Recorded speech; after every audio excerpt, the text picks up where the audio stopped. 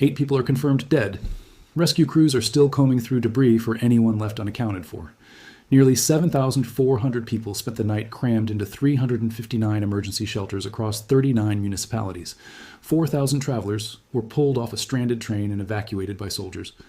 And in Chiba Prefecture, Japan, the ground is still too saturated to hold another drop of rain.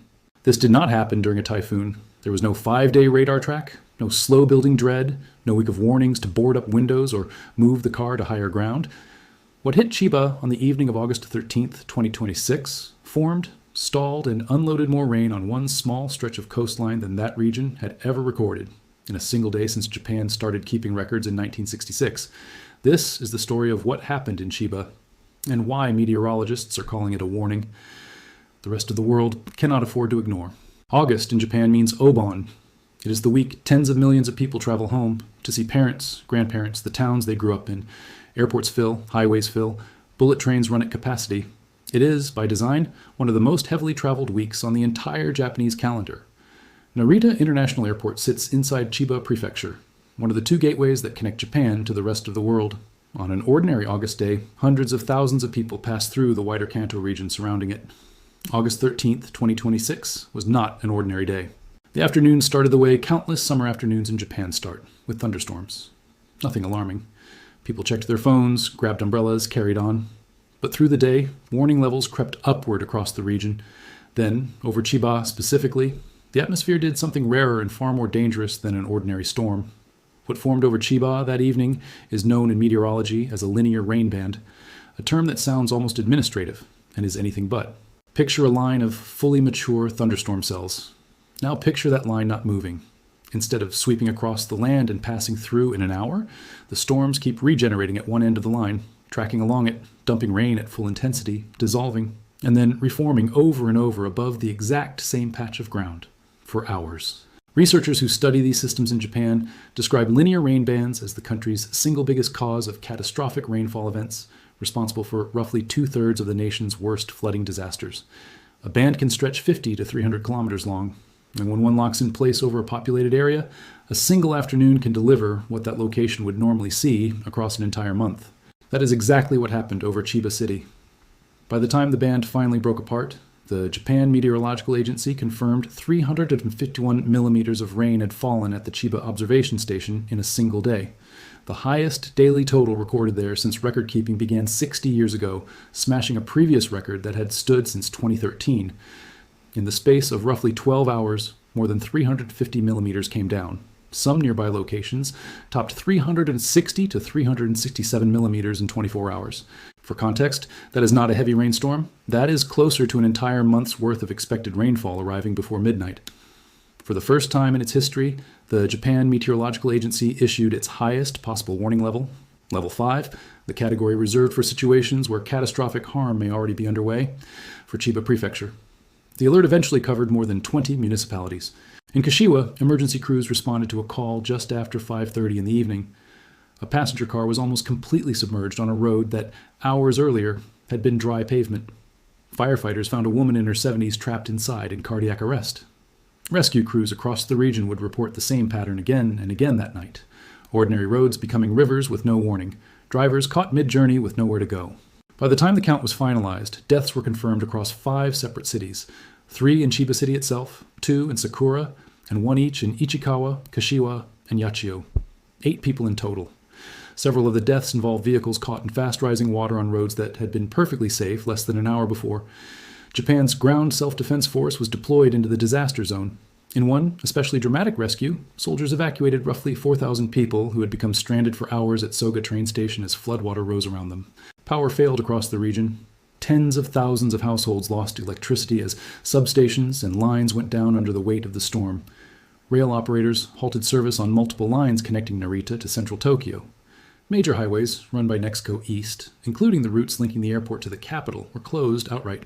Inside Narita's terminals, close to 7,000 travelers, people on their way home for Obon, people flying in for the holiday, people just trying to make a connection, found themselves with nowhere to go. Airport staff handed out water, dry food, and emergency blankets. Television footage that night showed hundreds of people lying across the terminal floor, trying to sleep through a night none of them had planned for. Hundreds more sought shelter inside the Chiba Prefectural Government Building, which opened its doors specifically to house stranded residents and travelers. By Friday morning, rail services between Narita and Tokyo had partially resumed, and flights were largely operating on schedule again.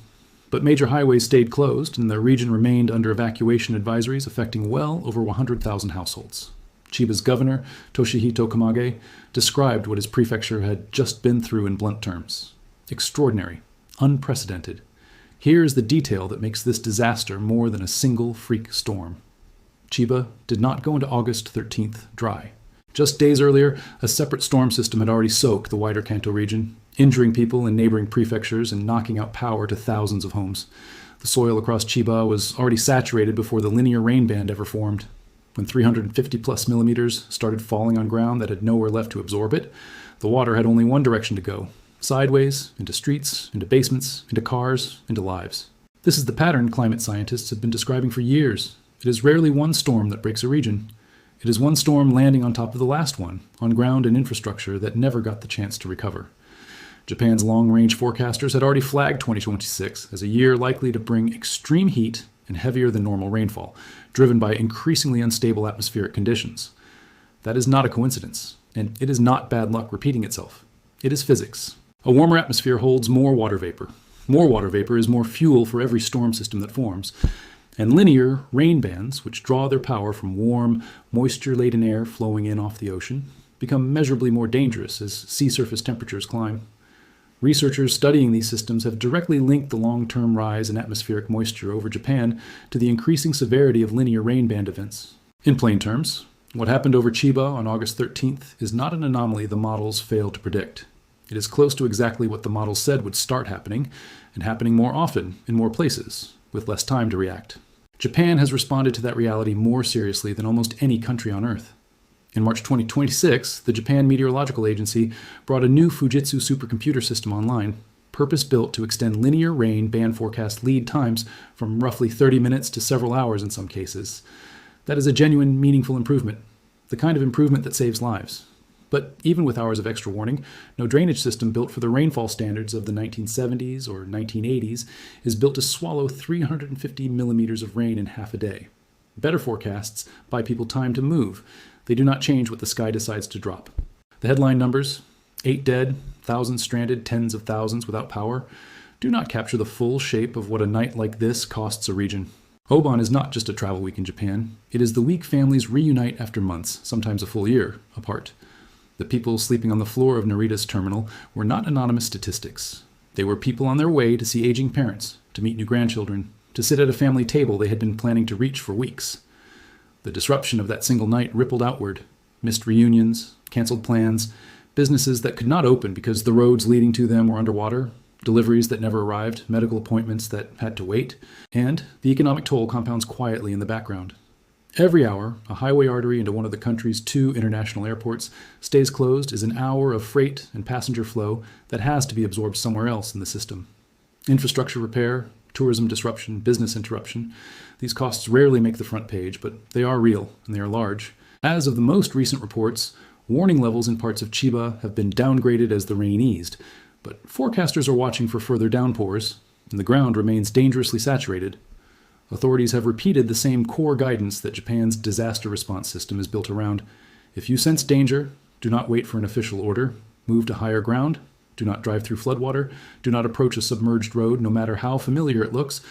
The water moves faster than it appears to, and it is deeper than it looks. That guidance matters because the deaths in Chiba followed a pattern that shows up in flood disaster after flood disaster, in country after country.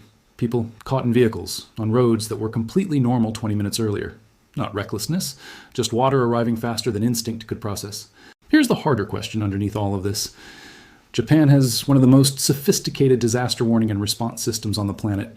A tiered alert structure, a newly upgraded forecasting supercomputer, decades of investment in flood barriers and river management, and a population that has been culturally trained generation after generation in exactly what to do when an alert sounds.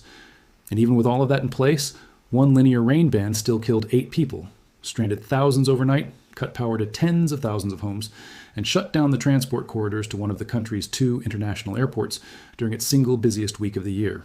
So ask the question that actually matters. What happens when a storm of this intensity hits a city that does not have any of that? A city with no level 5 alert system, no decades of flood infrastructure investment, no supercomputer forecasting model, no cultural muscle memory for what to do when the water starts rising.